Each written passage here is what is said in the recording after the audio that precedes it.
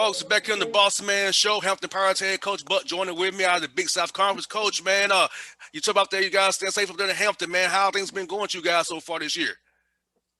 It's been going all right. We've been blessed enough to be able to kind of stay steady. But at the end of the day, we got the same trials and tribulations that everybody got going through this pandemic, and with all the things that come with it, because sometimes it's something new every day. Most definitely, Coach. Let's go back to March real fast. My birthday, March 11th, and everything kind of went down NBA-wise, college ball-wise. So how was it for your kids to leave you guys in your structure of Hampton to go back to an environment, trying to keep your young men's minds fresh and not let the adversity of the pandemic bring them down? Well, I think how it affected them, it affected them.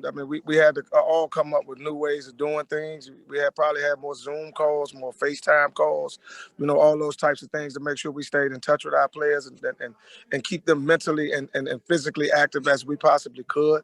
At the end of the day, we lost, and I think I'm saying this for everybody, we lost a postseason. After the season end, you lost the summer. And in our case, we didn't bring our kids back in July. We didn't bring them back to second semester. So we even lost the preseason of this year, and we got our kids back after Thanksgiving. So, during that time, we had to become creative. I had to get with my coaches and everybody, and we all had to figure out creative ways to try to get things going and keep guys acclimated to what we were trying to do. Especially, Coach, we have the racial unrest that we see happen in D.C. yesterday, down in D.C. yesterday with George Floyd, Ahmaud Arbery, Breonna Taylor, and the others that happened since then. How'd you use these time to teach your young men about being young black men, how to present yourself when the police come your way so you don't end up one of those bad outcomes like Breonna Taylor did or Ahmaud Arbery or George Floyd did? The biggest thing was constant conversation. As black men, we see this every day.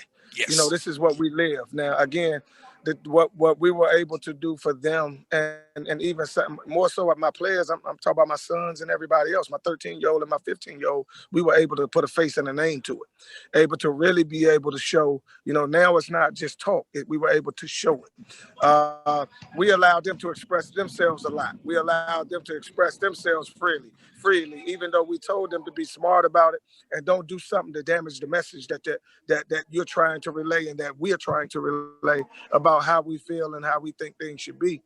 But again, it became a thing of expression, and I think conversation and us allowing them to express themselves, helped them get through this piece along with their own families.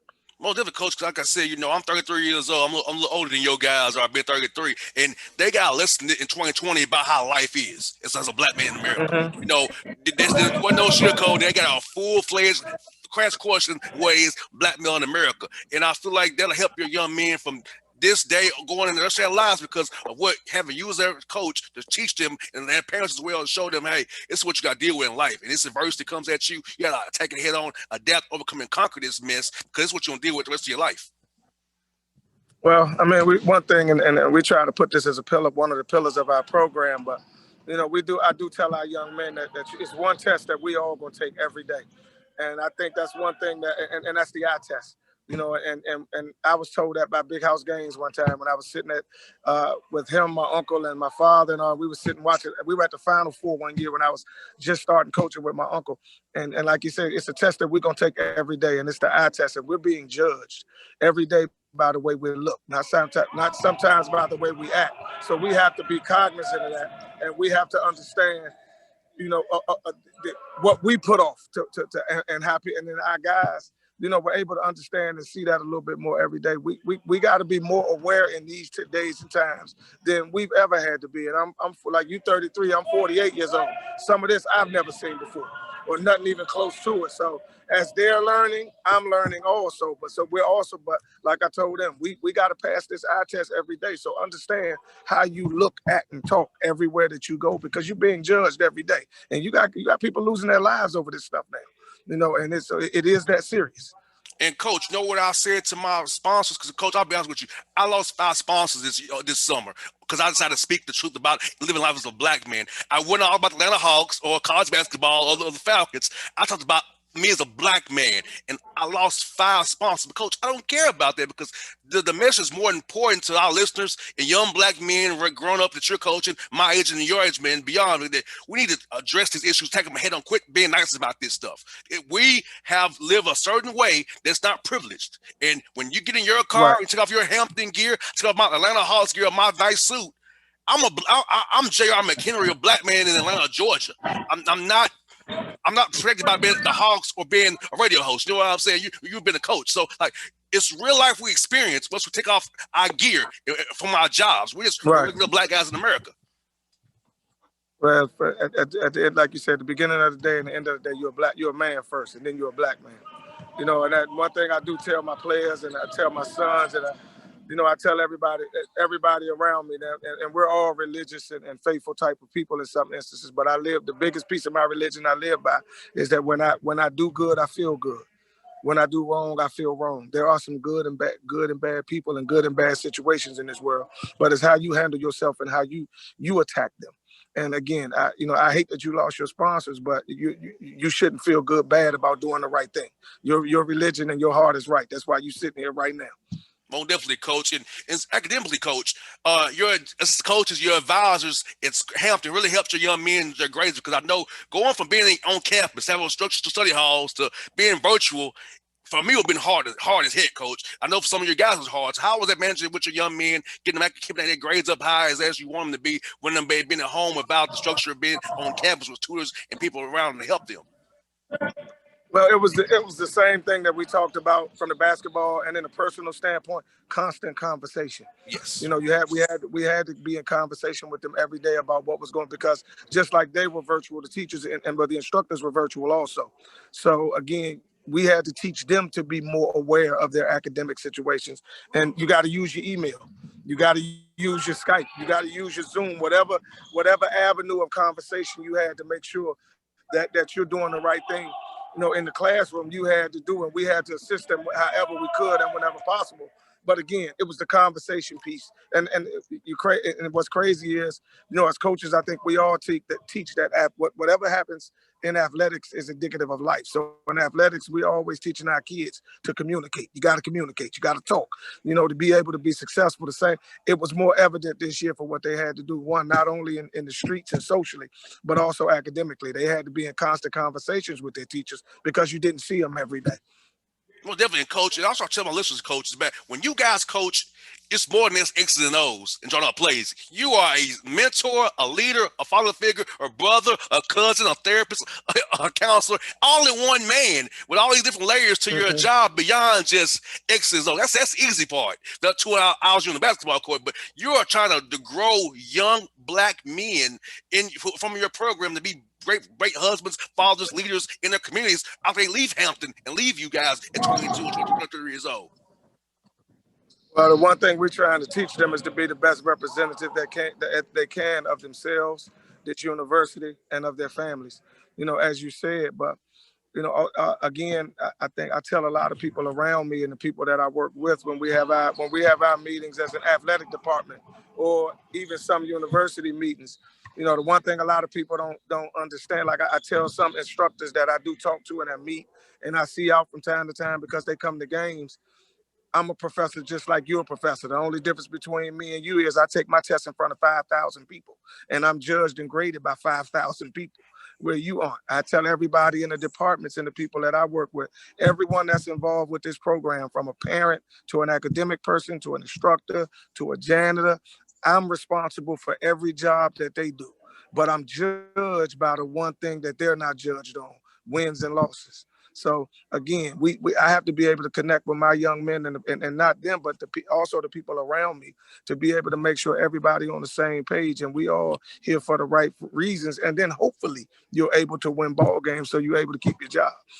Most definitely. And coach, coming back late as you all did, how was it trying to install plays and concepts? Because when you come in late, you got to ramp the guys up. You don't want to get an injury early if you're going too hard. So how was that process trying to build your guys up with stuff, the concepts, and not get them hurt at the same time?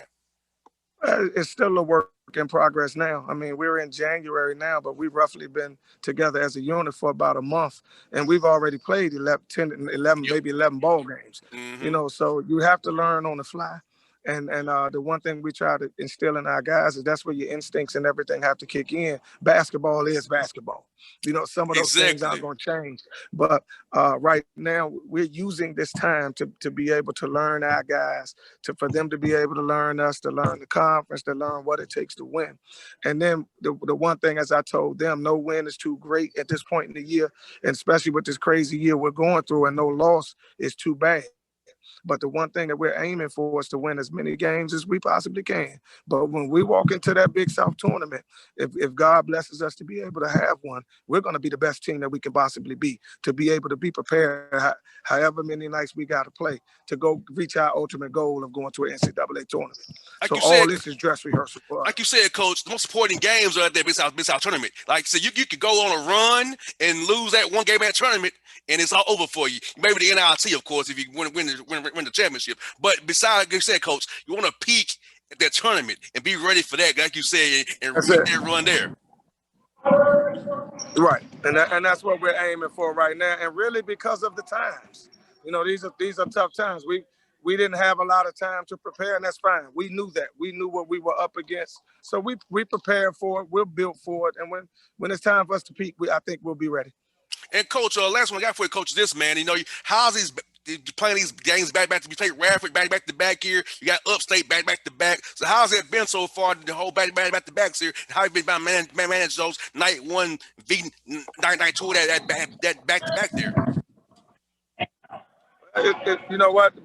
It all comes down to the makeup of your team. I mean, I think that, for the whole process of it, when you have to deal with injuries, possibility of COVID, this and that, it is no way to prepare for this unless you got 10 to 13 healthy guys, and there's no drop off. If you have that, it's easier to prepare for because you can just sub in and you're not worried as much about your style of play going down, or the effort of your team going down. But you got teams dealing with injuries, kids with COVID. You may have, when we were at Radford, we were down to eight scholarship dress ball players. So I had 3 guys that had to play 80 minutes. That was tough on them, and when normally you don't have to do that. But